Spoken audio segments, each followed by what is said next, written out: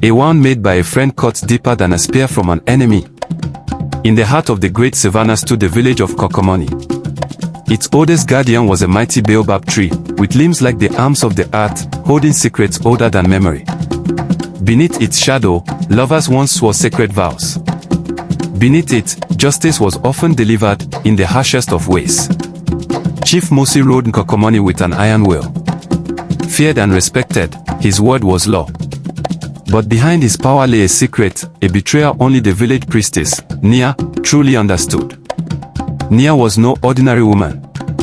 Her eyes held the depth of the night sky. Her voice could bend men's hearts like a river bends the land. She was both beautiful and terrifying, a spiritual force wrapped in human skin. Once, Nia had loved Mosi. Beneath this very baobab tree, he had promised her loyalty. But ambition poisoned his soul.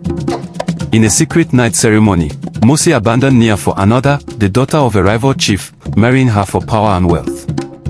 Betrayed, Nia vanished into shadows, calling on the ancient spirits for justice.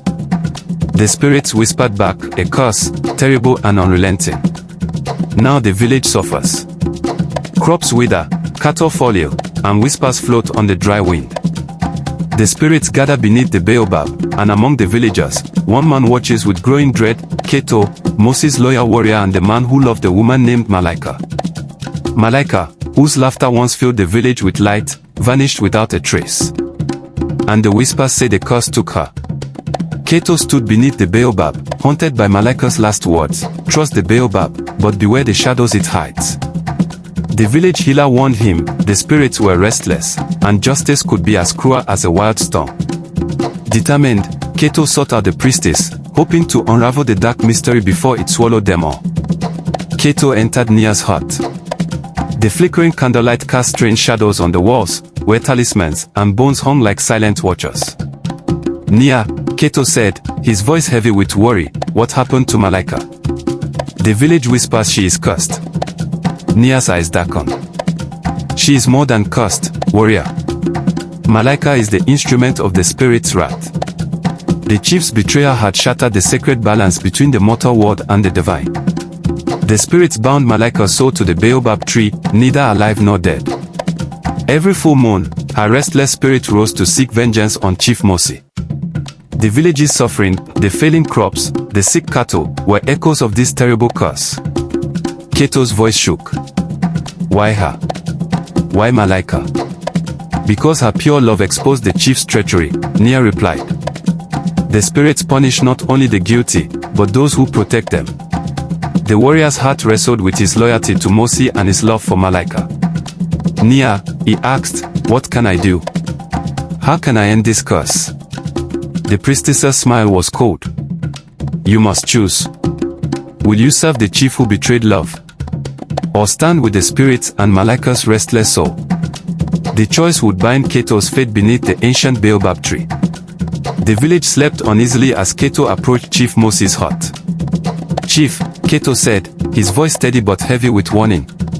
"Malaika's spirit haunts us. Your betrayal has brought a curse, one that feeds on your soul and drains the life of our people." Mosi laughed harshly, like cracking thunder. "Superstition. Fear of weak minds," he sneered. "Malaika was foolish to cling to broken promises." Keto's anger fled. "She loved you. And you traded her for power. Now that power is poison." Mosi rose, towering and fierce. "I am chief by right. No spirit will undo what I have built." Suddenly, from the shadows beneath the baobab, a figure emerged, flickering like smoke, glowing with otherworldly light. It was Malaika's spirit, beautiful and terrible. Her voice a haunting melody. "Chief Mosi, you broke sacred trust. Now your fate is sealed beneath this tree where promises are made and broken." Roots writhed like serpents, binding Mosi's feet. He struggled, rage and terror twisting his face. Keto's voice rang clear. "Admit your betrayal and seek forgiveness. Only then can the curse end." But pride blinded Mosi. "I will never bow to ghosts." The spirit's justice was swift and merciless. Mosi's power drained away, his body withering like a leaf in the dry wind. The village held its breath, watching the fall of a man once thought unstoppable. Malaika's spirit softened, her glow fading to peaceful light. "Remember this, Keto," she whispered. "Justice is a shadow that follows all, but vengeance is a flame that consumes the soul." Days passed, and peace returned to Nkokomani. But beneath the Baobab, a darker truth awaited. One evening, Keto returned alone. The scars in the earth told of battles fought, but not all wounds were visible. A soft voice called his name. Nia. The priestess stepped from the shadows, her eyes deeper than ever, her smile unreadable. "You have done what few dared," she said. "You have brought justice where there was betrayal." Keto bowed, tired but hopeful. Malaika is free, and Moses' greed punished. Nia's smile grew cold. "Or so you believe?" From her robes, she produced a talisman, black as night, etched with ancient symbols. "This," she whispered, "is the true curse." Keto's heart clenched. "The spirits demand balance," Nia said. "The fall of a chief is one side of the scale. To break the curse, another soul must be bound." She held the talisman toward him. "You, Keto, have been chosen." Horror washed over him. "Loyalty is a chain, and love a blade," Nia said. "To break one curse, another must be born." The Baobab whispered with ancient power. Malaika's voice echoed softly. "Justice is a shadow that follows all, but vengeance is a flame that consumes the soul." The rain began to fall, cold and relentless.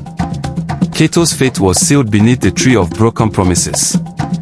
And so, the village of Nkokomani learned this: justice is never simple, and vengeance often demands a price beyond reckoning. Closing moral. In the pursuit of justice, beware the hidden cost. Sometimes, the line between right and wrong is a shadow, and the thirst for revenge may chain even the purest soul to a darker fate. Thank you for listening. If this story stirred your spirit and left you questioning the nature of justice, please like, comment your thoughts, and subscribe for more haunting African folktales.